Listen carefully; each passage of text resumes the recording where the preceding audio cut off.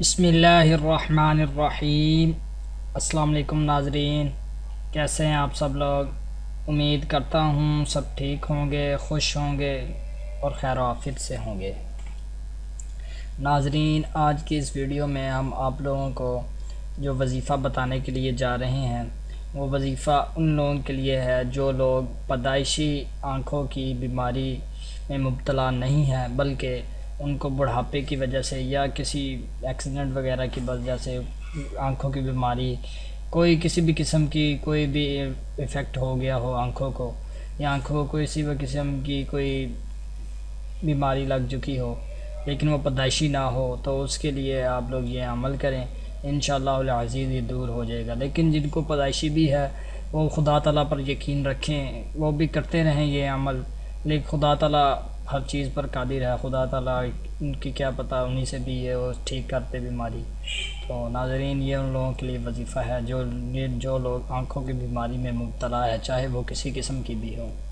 ناظرین، قرآن پاک کی ایک صورت ہے، قرآن پاک تو سارا ہی شفاء المرید ہے، تو اس کی ایک صورت ہے، تو اس کو آپ پڑھ کر سرمے کی جو سلائی ہوتی ہے اس پر پھونک مار کر وہ اپنی آنکھوں میں لگا لیں، تو انشاءاللہ آپ کی جو بیماری ہیں وہ جلد ہی جلد دور ہوتی جائیں گی۔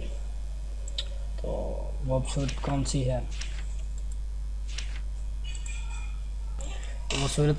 ہے 30واں سپارہ، پارہ نمبر 30، اما یتسالون، سورۃ العصر۔ ٹھیک ہے ناظرین، یہ سب کو پتہ ہوگا، بہت ہی چھوٹی سی سورہ ہے۔